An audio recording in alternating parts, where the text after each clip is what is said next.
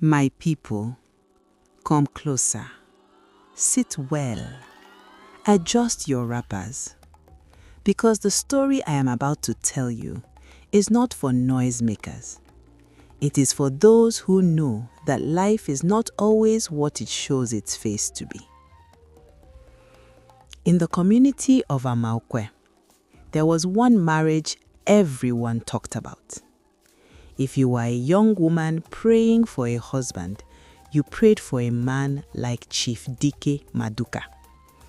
If you were already married and angry with your fate, his name would still enter your mouth.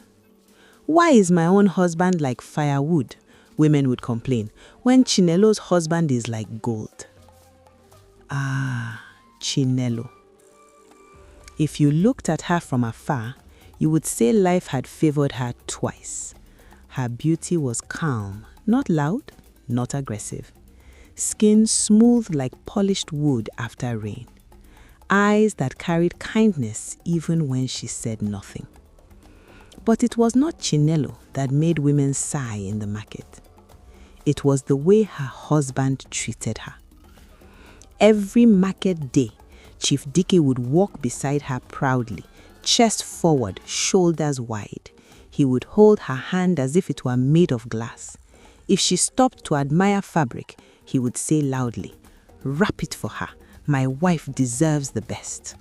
He bought her lace that sparkled in the sun, beads that announced wealth before she spoke, and in front of everyone, he would declare, "My jewel, my pride, my backbone, what would this world do to me without you?" Women would hiss behind their wrappers. "See luck." Meanwhile, my own husband is shouting because soup has no meat. Men nodded in approval. That is how a real man behaves. And Chinelo? She smiled, softly, quietly.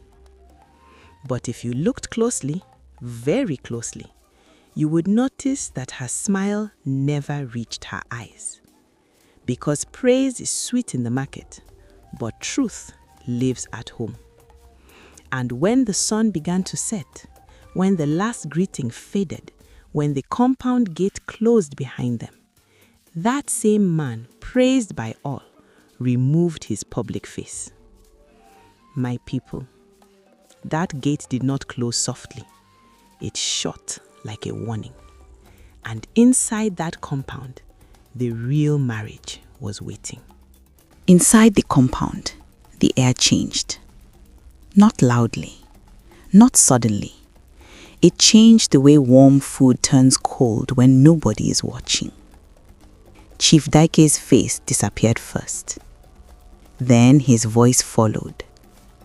"What is this?" he asked, staring into the cooking pot. Chinelo turned quickly, too quickly. Her heart had already started running before his words finished loading. "I'm sorry," she said, not because she understood the problem, but because she understood him. The soup was too hot, too cold, too thick, too thin. There was always something. His hand came before his anger finished speaking. A sharp slap, clean, practiced. The kind that lands because it has landed many times before. Chinelo staggered but did not fall. She never fell. She had learned that falling made it worse. "You think you are enjoying life?" Dike hissed, stepping closer. "You think because people clap for me outside, you can forget your place?" She lowered her eyes. That was rule number 1. Never look at him when he was like this. "I picked you from nowhere. Dust woman. Who else would have looked at you twice?" The words hurt more than the slap. They always did. He circled her slowly, like a hunter inspecting trapped prey. "If you ever think of leaving this house," he said quietly, "I will erase you." Not kill. Erase. No one will remember your name. No one will ask where you went. You will vanish like smoke. Chinelo nodded, tears sliding without sound. She did not scream. She did not argue. She apologized. Why? Because Chinelo had grown up learning that love was something you held tightly, even when it cut your hands. She had no mother to run to, no father to complain to, no brother to knock on doors for her. When DK first came into her life, he had loved her loudly, fed her hunger for affection, made her feel chosen. So when pain arrived, she told herself, this is the price. That night, she covered her bruises carefully, powder on skin, cloth pulled just right. The next morning, she would walk beside him again, smile again, be praised again, and the village would continue calling her lucky. But my people, pain has a smell, and someone else had started to notice it. From a distance, from the corner of her eye, a woman who was watching quietly, waiting. Her name was Zainab. In Amaokwe, people called her many things: pretty, sharp, ambitious. But nobody called her patient. Yet patience was exactly what she practiced. Zainab did not rush men. She studied them. She noticed things others missed. How Chief DK's chest rose a little higher when people praised him. How his voice softened when admiration entered the room. How power made his eyes shine. She saw how Chinelo walked beside him, always half a step behind, always careful, always quiet. That was when Zainab understood something important. That was not a woman enjoying marriage. That was a woman surviving it. Every morning, Zainab placed herself on the narrow path near the Iroko tree, the one DK used when checking his traps. She did not greet loudly. She did not smile too much. She waited for the moment. One morning, as DK approached, Zainab bent suddenly. "Ah!" she cried, lifting her foot slightly. "This ground is wicked to lonely women." DK stopped. A real man does not ignore a cry, especially when pride is watching. "What happened?" DK asked. "A thorn, sir. Small pain, but pain is pain," Zainab said softly. DK knelt without thinking. His fingers brushed her ankle. Zainab inhaled sharply. Not too much, not too little. "Thank you, sir," she murmured. "Not all men notice." That sentence stayed with him longer than the thorn. From then on, meetings became accidents. Palm wine offered casually, food brought by mistake, words chosen carefully. You carry responsibility well. Men fear you. A nun like you should not live in quiet frustration. DK liked hearing to her. She did not argue. She did not apologize. She admired. Meanwhile, inside the compound, Chinelo learned to read silence. She knew the sound of his footsteps when he was angry. She knew the weight of his mood before his mouth opened. Some nights, she cried into her wrapper. Some nights, she stared at the ceiling and asked nothing at all. She did not know another woman was circling her life. She did not know temptation was growing teeth. But one afternoon, behind the mango tree, Chinelo heard laughter. Not DK's market laughter. This one was low, private, and a woman's voice, light, playful, dangerous. She stopped walking and listened. Chinelo stood still, so still that even the leaves above her seemed to pause. The mango tree had always been a quiet place, a place for fallen fruit, for shade, for brief rest. But that afternoon, it held secrets. She heard Zainab's laughter first, light, sharp, confident. "Ah, Chief, a man like you should not be carrying stress on his head," Zainab said, her voice teasing. Chinelo's fingers tightened around the mango in her hand. Then she heard her husband's voice, relaxed, comfortable, the way he never sounded at home. "You understand me," Daike replied. "Some women don't know how to handle greatness." Zainab laughed again, softer this time. "That one in your house," she said carelessly. "She looks at you like she is afraid. A king needs fire, not fear." Chinelo's chest tightened. She pressed her back against the tree, breath shallow. Daike scoffed. "I only married her so people would praise me for helping an orphan," he said. "She is dull, no spark, no strength." Each word landed like a stone. Zainab traced circles on his arm. Chinelo could imagine it without seeing. "She doesn't deserve you," Zainab whispered. "A lioness deserves a lion, not a chicken hiding from rain." Daike laughed. That laugh, the same one that came before slaps, before threats, before silence that lasted days. "She is a burden," he said. "She should be grateful I even keep her."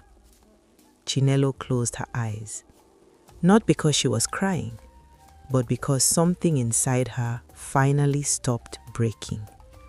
In that moment, clarity arrived, calm, sharp, undeniable. She understood. This woman was not stealing her husband. This woman was taking her chains. Chinelo felt no anger, no jealousy, no urge to run out screaming. Instead, a quiet thought rose in her chest. God has answered me in a strange way. She looked at Zainab differently now, not as a rival, as a replacement, as an exit door wearing perfume. Chinelo stepped back slowly, careful not to make a sound. She walked away without looking back. As she returned to the compound, her steps were lighter. That night, when Daike raised his voice, she did not flinch. She listened and planned, because from that day forward, Chinelo stopped praying for love. She started preparing for freedom. From that day, Chinelo did not fight. She did something far more dangerous. She talked. Not loudly, not angrily. She spoke the way water eats stone, slowly, patiently, without force. Inside the compound, she became softer, quieter, almost obedient. But her words changed.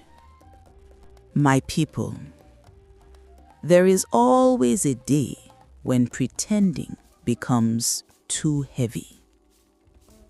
For Chief Daike, that day came quietly. It was an evening like many others. The sky was dull.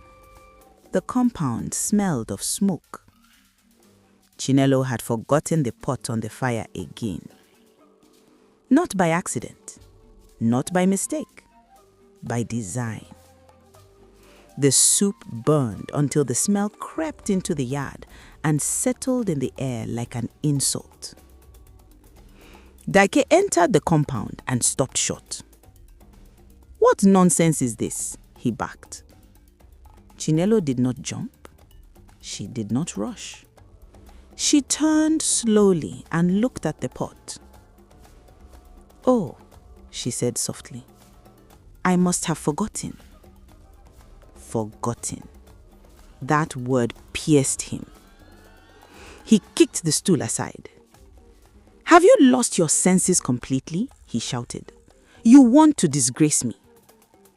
Chinelo lowered herself onto the mat calmly. I try, but I know I fail you. Her calmness irritated him. She was not begging. She was not afraid. He raised his hand, and Chinelo screamed.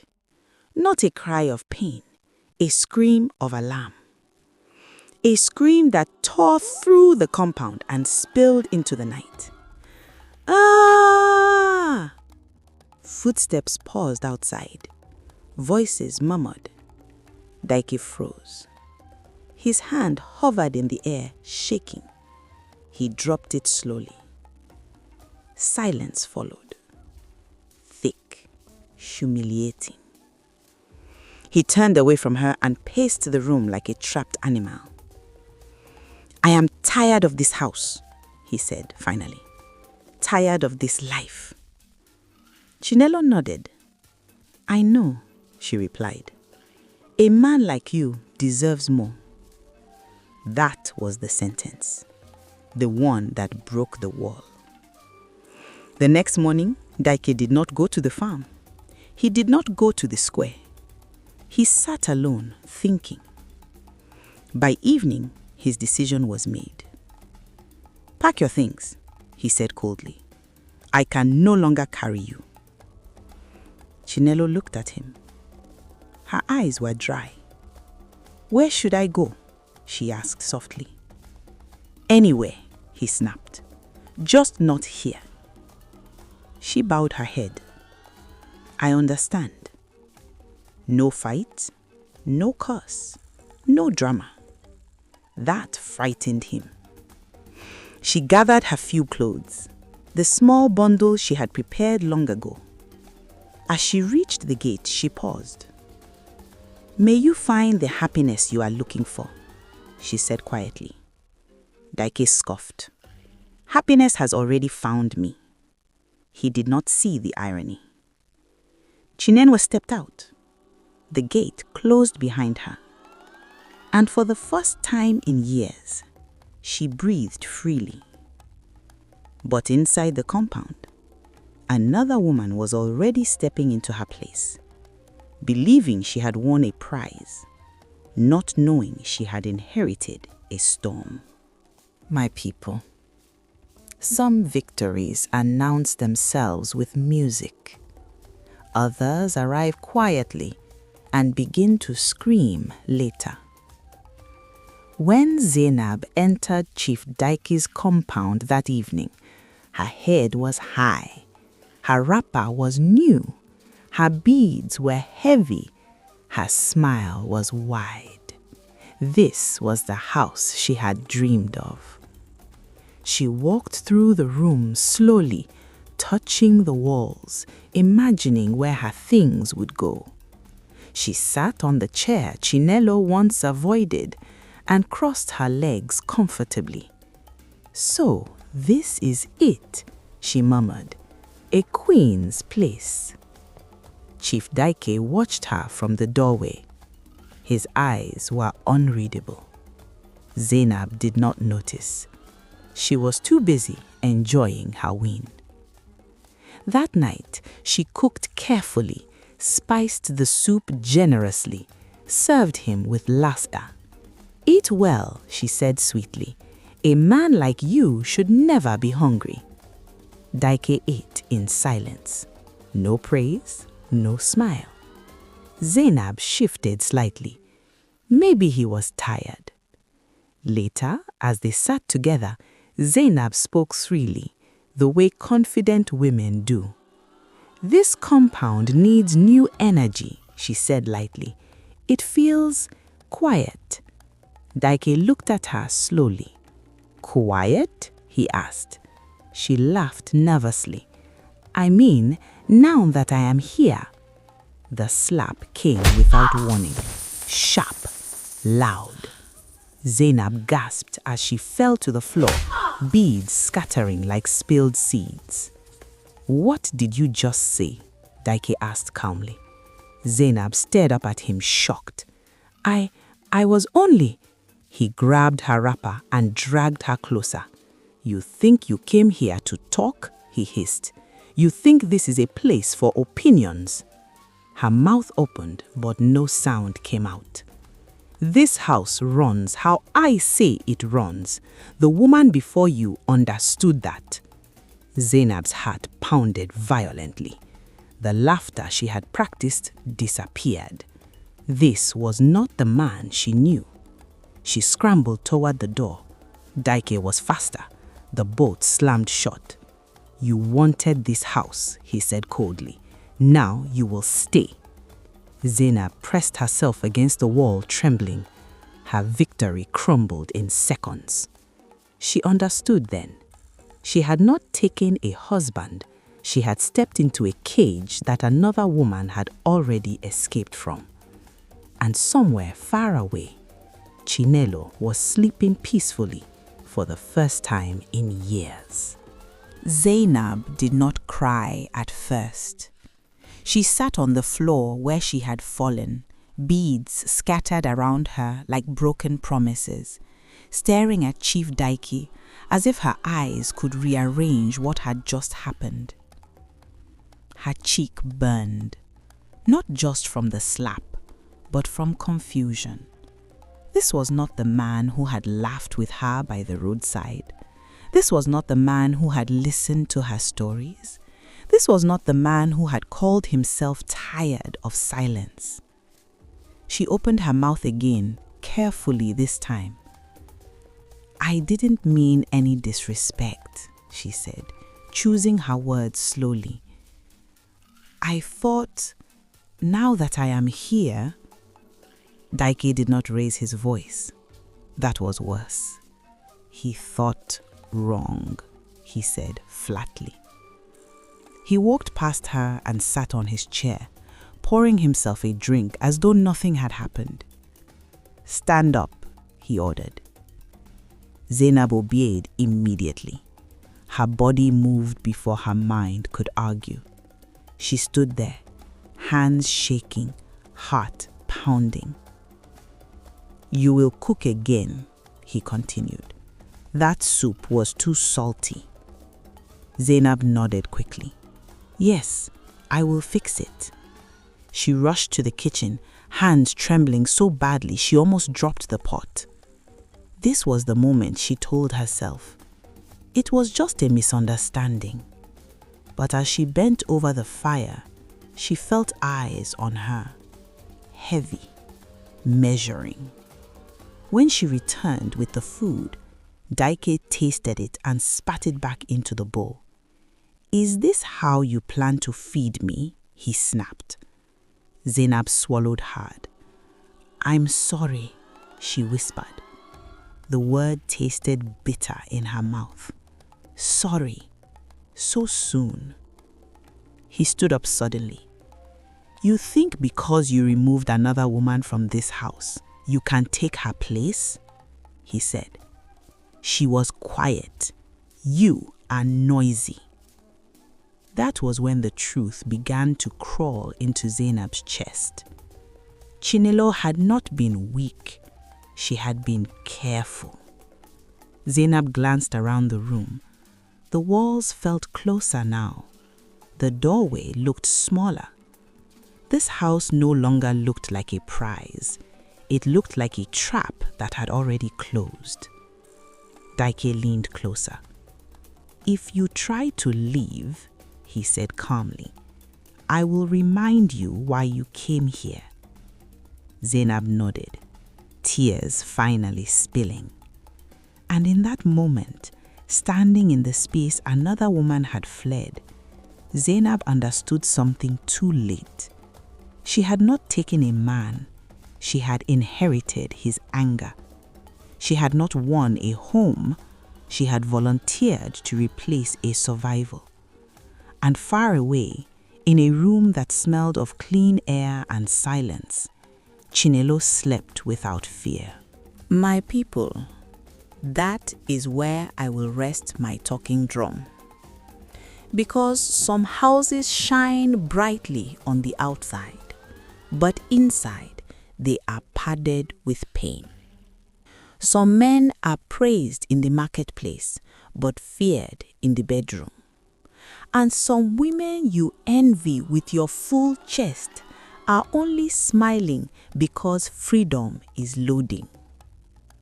Chinelo did not lose a husband. She escaped a coffin with windows.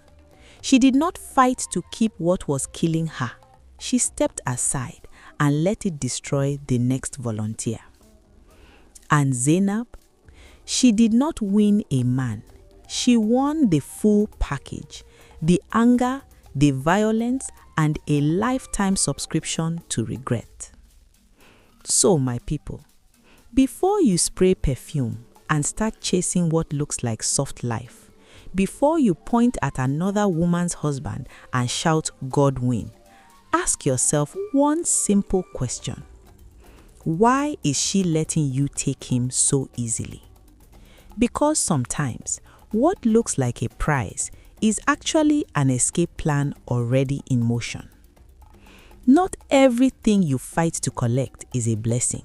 Some things are being dropped on purpose. If this story shook you, share it. If it opened your eyes, talk about it. And if you know someone dancing toward a golden cage, send them this story before the lock clicks shut. Until next time, may your eyes see clearly. May your freedom come early. And may you never mistake another woman's escape for your luck. I have spoken.